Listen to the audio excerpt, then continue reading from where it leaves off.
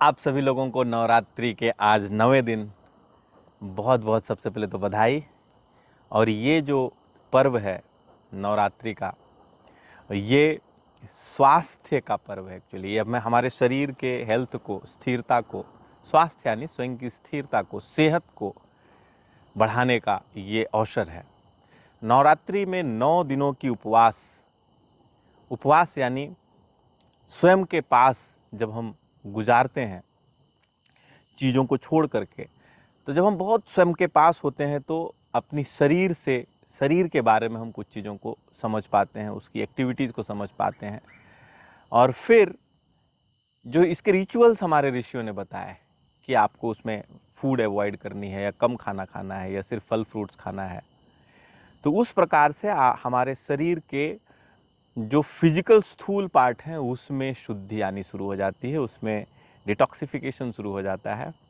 और फिर जो रात्रि की जो व्रत है, रात्रि का जो इसमें जो विधान है, वो हमारे सूक्ष्म ऊर्जाओं को शुद्ध करता है, डिटॉक्स करता है। और नवरात्रि को इसलिए मैं बोलता हूं, अगर आप अपने स्वास्थ्य को नेक्स्ट लेवल पे लेके जाना चाहते हैं, आप उसको फास्टेस्ट इंप्रूवमेंट चाहते हैं फिजिकल लेवल पे और मेंटल लेवल पे, तो नवरात्रि से बेहतर और कोई दिन नहीं हो सकता और कोई समय नहीं हो सकता। Because this is the time, आप देखेंगे ये इस प्रकार से डिजाइंड है, साल में दोनों टाइम, ये ऋतु परिवर्तन के समय पे बनाया गया है ये। क्योंकि ये जो मैक्सिमम बीमारियां इसी दो कालखंड में होती है, इसी दो समय में होती है।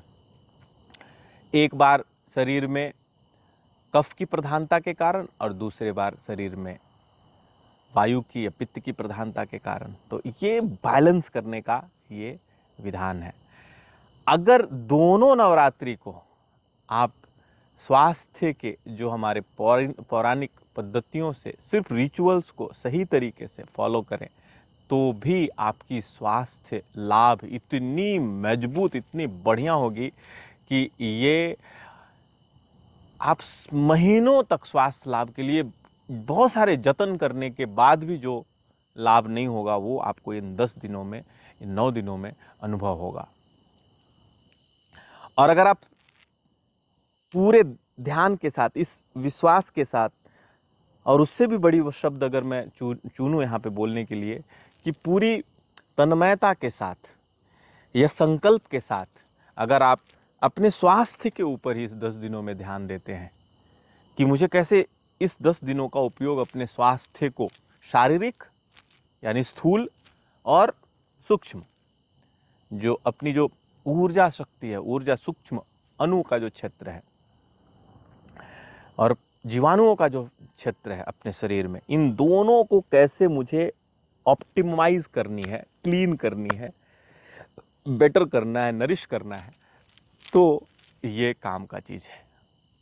और चंद्रमा, पूरी की पूरी प्रकृति और हमारे सनातन ज्ञान की परंपरा,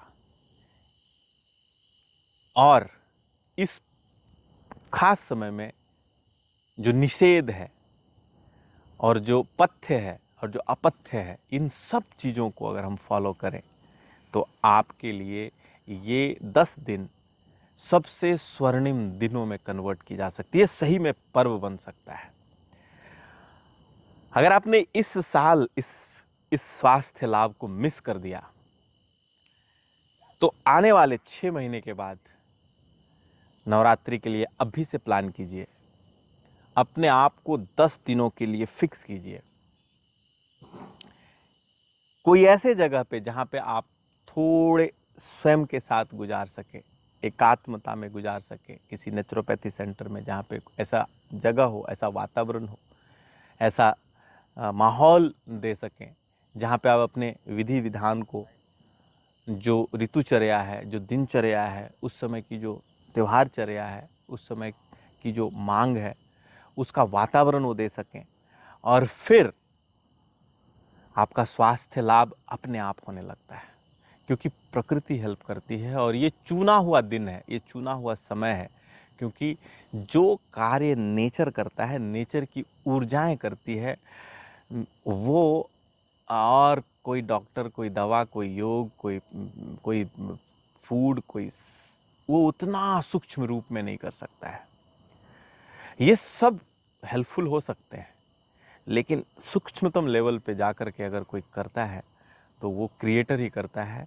और जो क्रिएटर है पूरी ब्रह्मांड का, वो है दुर्गा की 7 जो पहली जो शक्तियां हैं, वो जिसमें हम पहली शक्ति के बारे में समझे थे। इसका पूरा सीरीज ही मैंने बनाया है, आप उन 7 वीडियो को देखिएगा तो शायद आपको एक अलग पर्सपेक्टिव मिलेगा कि इस त्यौहार को, नवरात्रि को कैसे मनाया जाए। ये 9 दिन नहीं है, नवरात्रि है, रात्रि के दिन मनाई जाती है। रात्रि के दिन में आपने चंद्रमा के नीचे ज़्यादा से ज़्यादा समय गुजारनी है डे 1 से, क्योंकि आपका उसमें जो 7 चक्र हैं, 7 चक्रों की शुद्धि होती है, या बोले 7 ऊर्जाएं हैं, उन 7 ऊर्जाओं की शुद्धि होती है।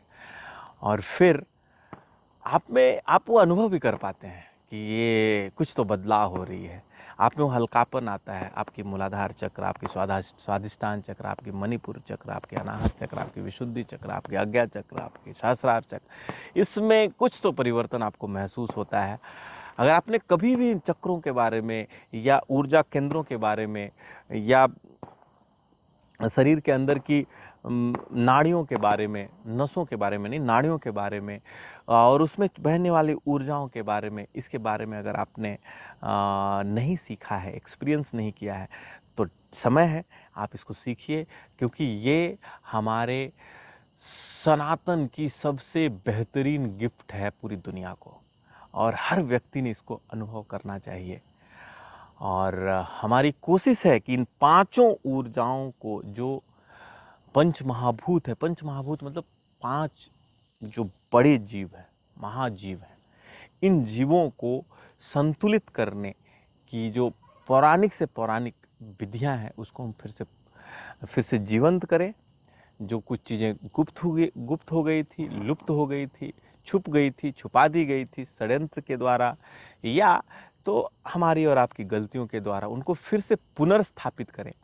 और फिर अपने और अपने बच्चों को, अपने लोगों को, अपने देश को, और पूरी समाज को, पूरी दुनिया को इस मज़ा का स्वाद दें।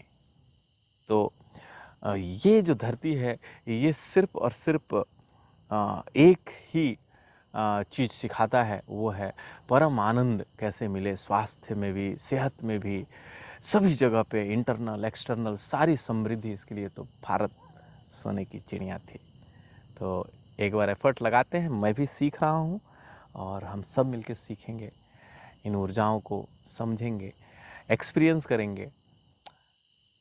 इससे जो फ़ायदा मिलेगा आपको वो ये होगा कि कभी भी अगर कुछ कमी रह जाए जीवन में, जो भौतिक ज़िंदगी है उसमें अगर कुछ कमी रह जाए, तो भी आपके आनंद में कमी नहीं होगी। अगर कुछ अचीव नहीं कर पाए एक्सटर्नल, संसार में, लोगों के नज़र में, पदवी में, सम्मान में, पैसे में, संसाधनों में, तो भी आनंद अंदर से कम नहीं होगा, जीवन का रस कम नहीं होगा, कभी नीरस जीवन नहीं लगेगा। और वो सब के ना होते हुए भी जीवन में एक भरपूर आनंद होगी। फिर भी आप चाहो तो वो सब चीज़ें अचीव कर पाओगे, उसमें उल्टा और आपको सबल मिलेगा, शक्ति मिलेगी, क्योंकि आप और भी बेहतर नज़रिया से आप उस क्षेत्र में भी आगे बढ़ोगे। लोगों को बिना हानि पहुंचाए हुए, प्रकृति को बिना हानि पहुंचाए हुए, बिना प्रकृति का दोहन किए हुए समृद्धि अगर कोई ले पाता है, वो असली समृद्धि है।